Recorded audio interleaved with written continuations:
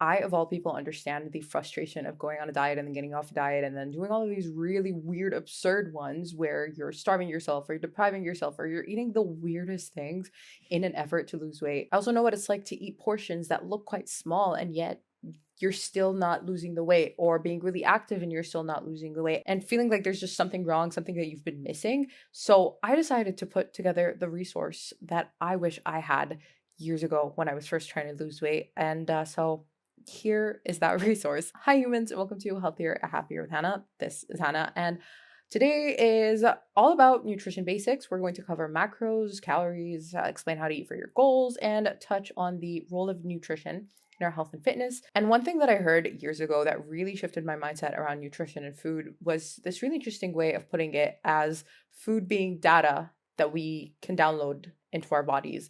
And I loved that because it kind of removed the fear around food as well as the overindulgence that comes with it. So like both ends of the spectrum, whether you just fear it and avoid it or are just anxious around food, or if you are overindulgent and you just see it as this like source of pleasure. And I think this mindset or this shift in how I viewed food as like data that you download in your body, that made it so that food became a tool that you can utilize. And that is what it is. Food is a tool for us to utilize. It helps the body function. It helps with cell building, including muscle cells. It helps with mental and physical energy needs. So first I want to explain how the metabolism works as well as what calories are. And so calorie is just a unit of energy. Your body uses energy and it consumes energy through food. It expends energy or burns it when you do things. And that unit of energy is measured by calories. So different foods have different calories or different amounts of calories, and your body burns calories in 4 different ways. The first is your basal metabolic rate. That is actually the biggest portion of your metabolism or the biggest percentage of your metabolism. It is basically just your body's minimum caloric requirements to just like function, to just exist. You're not exercising, you're not doing anything, you're not moving. It's just what your body needs to function. That is the bare minimum. And before I forget to mention this later, whatever you're doing, it is very inadvisable to go below this basal metabolic rate, especially because your body over time will adapt. And so that basal metabolic rate will like go lower and lower. And so the base that you burn drops, and we don't want that. And the portion right after that, or the percentage right after your BMR, is NEAT, which is non-exercise activity thermogenesis. And it is just the things that you do that are not exercise. It's things like fidgeting all day. It's things like washing the dishes, just taking the trash out, whatever, things like that. That is the second percentage of your metabolism, which is quite surprising because a lot of people don't know that this is more important. I don't want to say more important, but it's like it's larger in percentage than your exercise. The third, for a lot of people, the third and fourth will kind of vary or they'll flip depending on the type of person you are. So as long as you're fairly active, your exercise activity thermogenesis should be your third percentage. It's just as it says it is. It is what you burn or the calories that you burn when you exercise. The very last, which if you are a super inactive individual, might come on top of exercise activity, but it is the thermic effect of food. That is basically the amount of energy your body expends to digest food. And so knowing the 4 divisions of your metabolism, you can actually manipulate your metabolism because your basal metabolic rate goes up the more muscle mass you have on you. So that's a huge way. That's why a lot of people, by the way, try to push for more weight training over cardio when you're trying to lose weight. And we'll talk about this in the next episode when we talk about the gym. But for now, know that having more muscle mass on you means a higher basal metabolic rate, meaning a higher metabolism. And a lot of people refer to just your BMR as your metabolism, but like it's all 4 of those things. Another thing you can do is to eat foods with a higher thermic effect. I feel like the thermic effect of food is really underutilized. I think it's just, yes, it's a small percentage of your metabolism, but it has a pretty cool accumulative effect doing practically nothing, just choosing slightly different foods. And we'll talk about the foods with the highest thermic effect in a second. And I want to expand on calories a little bit because it's important to understand that not only do our bodies absorb and metabolize different foods in different ways, and so how you absorb calories is a little different from person to person, but calories of a food actually change depending on how you cook the food, if it's a plant food, how ripe the food is, and so on. So it's virtually impossible to get an accurate, exact count of calories in your food or like your calories in general. But you can get a vague idea, using things like trackers and calculators, so like calorie trackers, things like MyFitnessPal and whatever. And in today's food landscape, I guess, it is important to have a general idea, even if you won't be counting calories for an extended time. I do think it's really important to just know vaguely what different foods have in terms of calories. And especially if you are trying to be changing your body, then I think it's extra important to have a general understanding of calories. Editing Hannah here, and I forgot to mention this, but to calculate your calories, you can look up a calorie calculator and you fill in things like your age, your height, your gender, your activity level, and what your goal is, and it gives you a rough estimate of your calories. Well, it's actually fairly close to what your calories actually should be. But with trial and error, you can figure out if those are the right calories for you or not. And we'll talk about calories in versus calories out and how you can utilize calories for weight loss and weight gain in a minute. But first, we also want to touch on macros, which is our macronutrients. And those are the nutrients that we eat the largest amounts from. So these are protein, your carbohydrates or your carbs, and your fats. Those are measured in grams. And I kind of just want to give a little heads up that when we say 1 gram of protein, we don't mean 1 gram of a food that has protein. Does that make sense? So I know that some people used to think that 1 gram of chicken breast meant 1 gram of protein. No, that's not really how it works. Like the weight of a food is one thing, and the amount of protein or carbs or fat in grams is a completely other thing. So just keep that in mind. And that's why it's important to just kind of have a vague idea of calories and macros and stuff. Also, most foods have a combination of macros, if not all macros. Most of them do have a little bit of each, and it's just the ratios that really vary. It's also important to note that 1 gram of carbs has 4 calories, 1 gram of protein has 4 calories, whereas 1 gram of fat has 9 calories, which again is another reason why we should become aware of how calories and macros work or what they're like in our foods, just to make better choices depending on our goals. But let's break the macros down. First, we have your carbohydrates, your carbs. Those are our main and quickest energy source, and they support performance in training and recovery. And a subcategory of carbs is called fiber. And fiber itself aids with digestion and it aids with gut health. We'll talk more about brain and gut health in a few episodes, but for now, these are just little facts that you should know about carbs. And they're actually broken down to two types of carbs. So you have your complex carbs and your simple carbs. So your complex carbs are the ones that we want to be eating a little bit more of, and those tend to be higher in fiber. They are things like your whole grains, legumes, some veggies and fruits.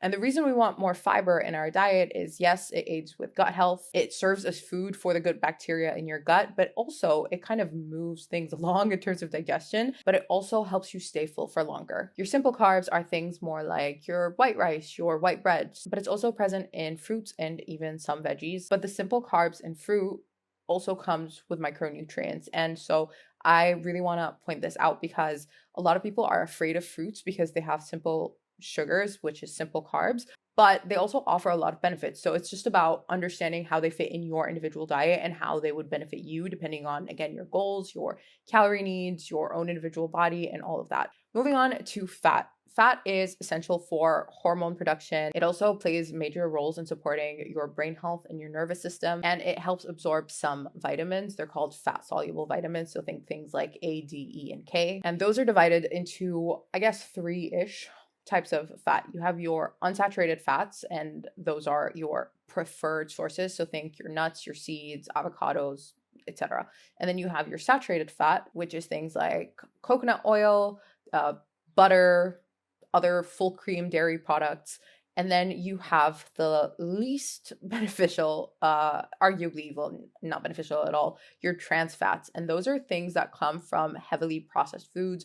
It's in a lot of junk food. It's from hydrogenated vegetable oil. And this is the type that we really want to limit as much as possible. And finally, we have protein, which builds and repairs cells, including, of course, muscle cells, but also your skin, your hair, your nails, etc. Not only is it arguably the most satiating macro, but it also has the highest thermic effect of food, which means your body burns the most energy trying to digest protein, which is part of why a high protein diet is largely recommended or very popularly recommended, especially when you are trying to lose weight. When choosing protein sources, it's important to consider that some sources of protein are considered lean protein. That means their biggest macronutrient is protein. Most of their calories come from protein. And a great example of that is something like chicken breast, whereas something like salmon, for example, has a pretty high fat content, and so it's not considered a lean protein. It's a good source of protein, but it's also a really good source of fat. And that's why exploring calories and macros can really help, because it'll help you become more aware of what different foods hold of different macronutrients. And it's not like you're studying for a test or anything, but when you are just constantly exposed to this information, you just know it. Like 2 large eggs have 12 grams of protein, and that is information that is seared in my brain, whether I like it or not. Like I cannot forget that they have 12 grams of protein. But proteins are also divided into things like complete protein and non-complete protein. So your complete proteins are usually your animal protein sources, but incomplete protein sources are ones that don't have all 9 essential amino acids. And the 9 essential amino acids are the ones that your body can't produce. So you need to get these amino acids, these proteins from food. But you can actually combine incomplete sources of protein. So a lot of plant-based eaters, to get a complete source of protein, can combine things. So things like beans or legumes, as well as whole grains. In terms of your protein needs, this is kind of debated. However, you can get away with as low as 0.8 grams of protein per kg of your body weight. So like however much you weigh, say that you're 100 kilos, then you can get away with 80 grams of protein if you're not active. However, I really hope if you're listening to this, you are either active or you plan to be active pretty soon. So for general health or maintenance, I would say between 1.2, I guess as low as like 1 gram of protein, but let's say 1.2 grams of protein to 1.6 grams of protein, in that range, I think is good. But like I would not go below a gram per kg of body weight of protein. Does that make sense? So like I wouldn't go below. So if you're 100 kg, I would not go below 100 grams of protein personally. And if you're trying to build muscle, so if you're in a hypertrophy phase, even in like a bulking phase, then I would aim for 1.6 to 2.2 grams of protein. In terms of these ranges, the leaner you are, the higher the protein that you should be having. And when losing fat, but trying to avoid muscle loss, and maybe if you're optimistic and trying to also build muscle at the same time, then I would personally not go below 2 grams of protein per kg of body weight. So maybe even 2 to 2.2. Some people go up to 2.4, but I think for a lot of people that's kind of redundant and might not. I mean, experiment, you can play around with it and see how you feel on that. But again, the leaner you are, the more protein you need. And I personally would not go below 2 grams of protein per kg of body weight if I'm trying to lose fat. So just to maintain your muscles, because when you're losing weight, your body sometimes doesn't discriminate and it could start to break down your protein, which is your muscles. Stored protein is muscle. But if you are feeding enough protein, it's going to be happier. It's not going to do that. It's not going to sabotage you. So in terms of figuring out how much of each macros you need, personally, I like to take whatever protein needs I have, depending on the goal that I'm doing at the time. And then whatever is left of my calories, I'll just divide equally between my carbs and my fat. Sometimes I'll give a little bit more to carbs. Like on days where I'm training harder, then I will sometimes be a little bit more biased towards carbs, just to support my training and my recovery. Also remember that the more protein you eat, the more fiber you need to eat. So in terms of fiber, women need 25 grams of fiber a day. If you're eating more protein, then you can go a little bit higher and it'll just support your digestion. And because a lot of protein could cause constipation and an upset stomach. So just balance that with some fiber. But of course, the more fiber you eat, the more water you need. And men need 38 grams of protein. I don't always have the number for men in my brain. I don't really care about men, but I'm kidding. But also when you're over 50, then your fiber needs decrease. I think for women, you can go down to like 21 grams. And for men, it's 30 grams after 50. But again, really want to stress the more fiber you're eating, the more water. And if you're going to start to up your fiber intake, then do it slowly so that you don't overwhelm your digestion and spend a lot of time either in the bathroom or with a really upset tummy. So just a heads up. After our macros, we want to talk about our micros. Those are our micronutrients. They're the nutrients that we need smaller amounts from, and we measure them usually in milligrams, which you can tell grams for the macros and milligrams for the micros. That's how much less we need of them. But these are just things like your vitamins and your minerals. And of course, variety of foods tends to ensure that you are getting most of your vitamins and your minerals. And although arguably, I guess a lot of people, I'm not a scientist, I don't have a lab, I've not tested this stuff, but a lot of people do argue that our food has generally become less nutritious in general just because of the way the world is, I guess. But that is why a lot of people take multivitamins and supplementations. However, if you want to take multivitamins or any sort of vitamins, then I would really suggest just kind of consulting a doctor first. There is such a thing as too much of a micronutrient, and it's really rare that you get side effects, but it could happen. So just consult a doctor. I personally don't really take many supplements, but the one supplement that I do regularly take, like nearly every day, is protein powder, just because it makes my life easier. When choosing protein powder, it's preferable to choose a brand that is third-party tested, which basically just means that they have an approval from like a third party where they get like a seal of approval where it confirms that there aren't anything in that protein powder that shouldn't be, because a lot of protein powders are not greatly produced and they tend to have ingredients that should not be in there for people. They're just not safe to consume. So that's just something to consider. But otherwise, that's it. Like protein powder is the only thing that I constantly take or consistently take. In terms of minerals, actually, I have recently been starting to drink some salted and lemon water in the morning to help with my electrolytes, because electrolytes are under your minerals. So they help kind of balance the water content of your body. And I've realized that I've been just thirsty a lot more than usual. And I've been sweating a lot more during my training. And a lot of athletes actually suffer with an electrolyte imbalance because they sweat so much and they don't drink enough to balance it out, or like their bodies just don't keep the water. So adding some water and salt in some of your water in a day, just like having a glass of that. I put it in just one bottle that I fill once with that, and then I'll just have plain water. That has actually helped. Like it's been helping. So yeah, but again, that's not really a supplement. And in terms of just proper vitamins and stuff, I don't think going too into detail makes sense.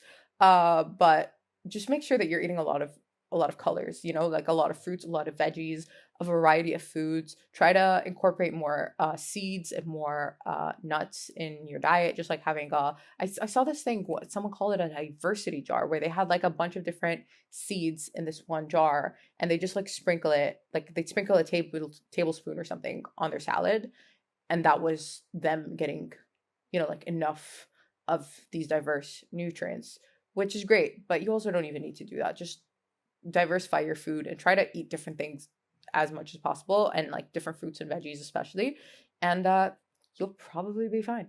Now let's talk about weight loss and weight gain a little bit. So weight loss and weight gain is basically just like calories in versus calories out, right? You just want to balance your calories or unbalance your calories depending on what your goal is. But for fat loss, it's recommended to go in a deficit. So burn more calories than you consume, or you want to consume less calories than you burn. You get the picture. You can be in a calorie deficit from eating less or moving more, or doing both. Ideally, you will be doing both. And when it comes to cutting your calories, it's not really recommended to go above 10 to 20% of your calorie intake. So slashing your calories too drastically beyond taking away 10 to 20% can really have negative side effects, because it'll cause energy crashes and plateaus, and you'll just adapt to that really quickly, and then you'll have to slash them even further. So you'll just end up starving yourself and you'll be miserable. So don't do that. And by the way, people really underestimate what a 200 calorie deficit can do. Like it can actually do quite a bit,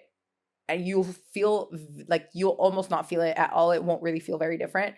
And yet, if you just let it be and you can just accumulate it for a longer time, you just let it simmer, then you will see the results of that 200 calorie deficit. Like, it's so underrated, just having small deficits. But if you're in a calorie deficit, you also need to prioritize protein so that you don't lose muscle mass.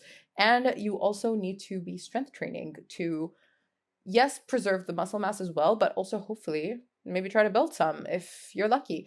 It's really hard to build muscle while you're losing weight, but it's not impossible. So especially for beginners, they could actually have a really good shot at doing that. You can have a really good shot at building muscle while losing fat when you're a beginner. And it's also important to know that the weekly average of your calorie intake is so much more important than your daily calories. So say, for example, you're going to be on a 2000 calorie diet. That's your deficit. That is actually my deficit, 2000 calories. So if I have then 14,000 calories in the 7 days, so 7 times 2000 is 14,000. Rather than having 2000, then I can maybe have 2000 calories here, and then 1,800 calories the next day, and then 2,200 calories the next day, and then 2,000 calories, and then I cycle. So it doesn't really matter every single individual day on its own, as long as the average of the whole week is within the calorie range that you want it. So if the average of the week is still 2,000 and the total is still that 14,000, then I'd be fine. So that is weight loss, preferably fat. Hopefully you're not trying to lose muscle. I don't know why anyone would want to do that, but weight gain, which will probably be muscle. It could be fat too. I don't know your life, but usually most of us want to gain muscle. And for that, then you would aim for a 5 to 15% calorie surplus with lifting heavy, because if you just eat more, odds are you will just gain more fat rather than muscle. If you don't put your muscle under the stress to create the stimulus for muscle growth, then that surplus will just translate into gaining more fat rather than more muscle. But again, you could be trying to gain fat, and if that's your goal, then that's fine. But most of us don't really aim for that. So just keep that in mind. And also understand that relying on what people refer to as a dirty bulk is really counterintuitive. Not only will you probably gain a lot of unnecessary fat, but you will also be ignoring micronutrients. And a lot of micronutrients help us with recovery. Again, all the foods that we consume, all these micronutrients have different functions in the body. And it's like that data that we're downloading in our body. So it's kind of like, I don't know, having data missing out of your system, I guess, is the correct way to go with this analogy. But try not to solely focus on calories, but also the bigger picture. Because if you're trying to lose weight to be healthy, then it's really counterintuitive to ignore the other factors of your health just for the sake of losing weight or gaining weight and just looking a certain way. Because it's not just about how we look, it's also about how we feel. But regardless of what your physique goal is, if you're trying to go a little bit higher, if you're trying to go lower, if you're trying to maintain, most of us don't really track when we're maintaining. But if you are gaining or losing, then please let me urge you not to take the weight of a single day every week as your sole determining factor, and try to combine different tracking methods. So you can do all of them. You can take some of them. You can take what you like, drop the rest. Preferably, ideally, when I'm being good and I'm tracking a physique change, I would get one in-body analysis in a month. So again, in-body is not super accurate, but it kind of gives you like a general vague idea that you can track from of your muscle and fat percentages. You also should take pictures, preferably in the same exact light every time that you take the pictures, preferably in the same clothes, in the same angle, etc. So take a before picture and then progress pictures every month. Again, so that's monthly with the in-body analysis, preferably in as little clothes as possible, and just kind of track that progress. You should also pay attention to how your clothes fit.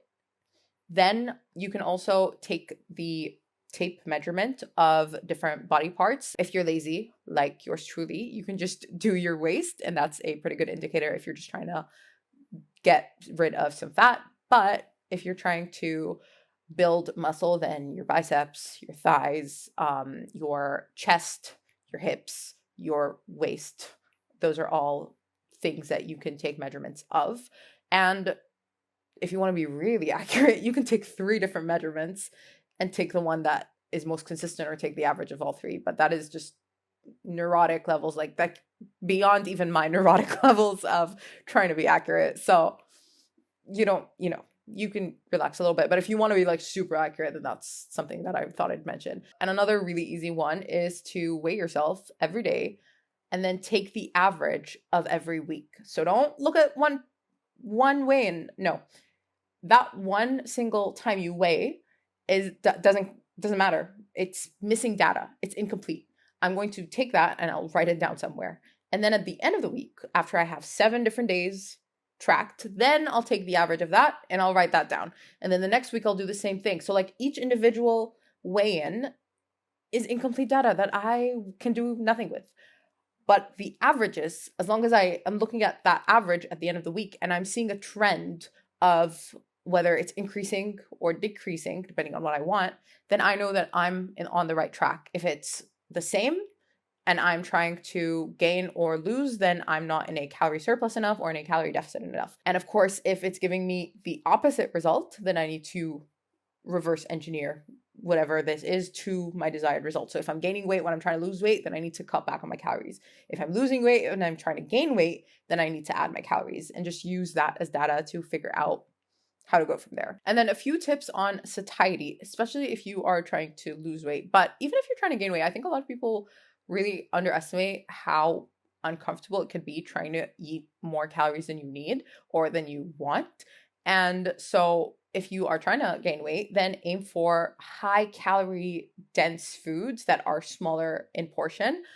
Things like avocados, nuts and seeds are the same thing. Nut butters are the same thing. So if you're trying to gain weight, those are things that you could focus on, like higher calorie foods with very little volume. But when you're trying to lose weight, then volume is your friend. We call that volume eating. It's basically when you eat foods that are higher in volume, but lower in calories. And again, just kind of getting a sense of calories and just tracking for a few days just to see, or just to be familiar with what calories are and how certain like calorie amounts look on your plate will be really useful, because you will know that some foods will have so few calories that you can really bulk them up on your plate and add volume to your plate. Things like cucumbers or lettuce or just a lot of veggies could fall under high volume, low calories. And so you can bulk up your plate with things like that. But also you need to balance your plate. And to do that, we combine our macros. So first, your protein, and then a high fiber carb source,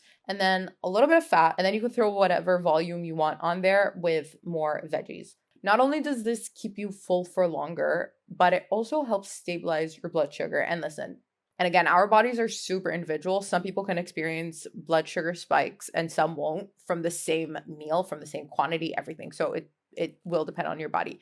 But in general, when you balance your plate like that, you're stabilizing your blood sugar levels. And so you will avoid a crash in your energy and you will avoid feeling crappy. You will also feel full for longer. And speaking of blood sugar spikes, I wanted to share something. So someone I know asked me if they had like a burger and fries, would that spike their blood sugar? And I was just like, I just kind of stared at them like, what? Like, I didn't know how to answer for a second, because I was just like, I can't tell you that. And if anyone told you yes or no, then they're an idiot. Like, they're an absolute moron, because you didn't tell me what percentage of fat was in that burger. You didn't tell me whether the bread was like whole wheat or not. You didn't tell me if the fries were whatever. Like, you didn't tell me how much of each. You didn't tell me anything. Like, there's no context. And on top of that, I don't even know your body. I'm not a machine. I can't like scan your body and tell you, oh, you would have a spike from this, but like you won't have of that. Like, doesn't make sense.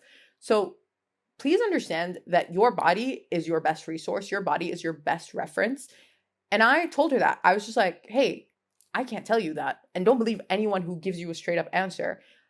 Look at your foods and play around with the portions of different things. Keep it high protein. Try to go for high fiber. Try to add a little bit of healthy fats. So our unsaturated or saturated fats preferably. Try avoiding the trans fats. And again, unsaturated fats come on top, but you can have some saturated fats. And then we also want to load on some veggies. Whether you're bulking or in a deficit or whatever, you should always have some veggies on there, okay? Just for micronutrient diversity's sake. She wasn't even diabetic, by the way, but she was just curious as to like what a meal that wouldn't spike her blood sugar looks like. And I was just like, I can't, that's so vague. Like, I can't work with that. But yeah, I thought I'd share that because I think it's a really good learning opportunity. And just remember that healthy is a super subjective term, because like, healthy for who? Like, if you give a diabetic and a non-diabetic the same meal, they will react very differently to it. If you recommend someone who's overweight to just down handfuls of nuts and seeds, then that's not going to help them. If you are recommending someone who is really underweight to cut their calories, or to like just eat a lot of lettuce that keeps them full, but they then won't be able to eat the foods that will help them gain a little bit of weight to be healthy, then that's not healthy for them. So always think, healthy for who? Like, stop telling people to pour olive oil all over their foods, or down several avocados in smoothie form, or cook everything they eat in natural ghee just because it's natural, or whatever other weird argument I've had to wade through. Because context, quantity, and individuality all matter when talking about what is considered healthy. And speaking of context, please think of the bigger picture. Like, don't just think about like the one little food that you eat every now and then. If you're eating like whole foods 90% of the time, and then for that 10%, you're indulging in like some ice cream, some chocolate, whatever, you're probably fine. You're probably fine. If you are going to be having just balanced meals throughout the whole day, and then you have a little treat somewhere in the middle of your day, you're also probably fine. Don't fuss too much about the single meal. I want you to look at the big picture. Look at the percentages. But at the same time, again, think of the big picture. When you're eating something, it's not just, oh, it's just this one time. Is it? Be honest with yourself. So like, look at the full picture. Are you actually having a slice of cake with a soda and some chips at every single meal? Then something likely needs to change if you want to be considered healthy. And someone recently shared a study with me, or like not a study, I guess it was an experiment this guy did, this professor, I don't know, of how he still lost weight when he was eating junk food, which yeah, makes sense. And like his health markers improved, like things like blood pressure and whatever improved. But with a study like that, number one, it was one person. So it was, not only is it one person, so we can't really verify the results with multiple people. Like, will everyone respond in the same way? Probably not. It was also, from at least the source that was sent to me, I could not find other health markers beyond those conventional ones. Like, I don't know what his brain health was like. I don't know what his gut health was like. I don't know what anything else. I don't know what his sleep was like. I don't know how he felt like. So yeah, sure, as long as you're in a deficit, you will lose weight. But that doesn't mean that the quality of the food you eat does not matter. Because again, food is data, and it depends on what type of data you want in your body and what you want to download. And if you're constantly just eating junk food, even if you are in a deficit, but you say that the goal is to be healthy, then that doesn't really make sense. That doesn't add up. Just another fun little anecdote that I wanted to share. I think it was also helpful. But speaking of the overall picture, you should also know that hormones, sleep, and stress all play roles in your health and your weight loss journey, or your health in general. But even when it comes to your weight, if you're trying to balance it, maintain it, lose weight, etc. Last week's episode was all about sleep. And in last week's episode, we mentioned that not sleeping well can disrupt hormones like leptin and ghrelin, which are your appetite and your satiety hormones. And so that could affect your weight loss journey. So maybe go back and listen to last week's episode if you want to learn more about sleep and how to improve it and how it affects your health overall, including things like your weight, muscle recovery, your appetite, performance, and so on. But for now, we will end this episode with a journal prompt. And it is, what are my current priorities for my health goals? So think about what it is that you are prioritizing right now. Do you want to lose weight right now? Or do you just want to focus on performance right now? Do you just want to build a healthier relationship with food? Do you want to build? Do you want to just have fun with it and understand it better? Whatever your health goals are, get really clear on them, because people really underestimate how often it is that people just go to the gym and do a thing, but the thing that they're doing does not even align with their goal. So just get clear on that. And in next week's episode, we'll talk about exercise and how we can actually also incorporate different goals into different types of exercise. And speaking of exercise, another little optional exercise, if you would like, is to track your nutrition for 2 to 3 days, whether that's calorie tracking, whether that's just like looking at it overall, depending on what your goals are. If you just want to get a general sense of calories and macros and stuff, then maybe track using something like MyFitnessPal or something similar. Or if you're happy with your weight, but you just want to make sure that you're eating more nutrients, then just take a picture of your meals. And at the end of like 2 or 3 days, just go through them and just look at what the ratios are like. Do you have enough veggies on there? Maybe you need to add some. Maybe you need to incorporate some fruit. Are you eating diversely enough, or do you maybe need to vary it a little bit? But again, how you choose to track, or even if you choose to track, will depend on the goal that you clarify. So that is it for this episode. I just really wanted this episode to be what I wish I had and to pack a lot of value in here. Anyway, if you are listening on Spotify or Apple Podcasts or whatever, please follow the podcast and leave a rating and review. It all really helps the podcast out. If you are on YouTube, then I would really appreciate it if you subscribed and like the video, because that also helps the channel out. And if you want more content, you can follow me on Instagram and TikTok and YouTube. If you are listening, they are all under Hannah Marari. That's just HANAMAR, the number 3 and an I. And if you're on YouTube and you want more content on here, then you can click either video on the screen. Otherwise, I'll see you in the next episode. Sending you lots of love and light.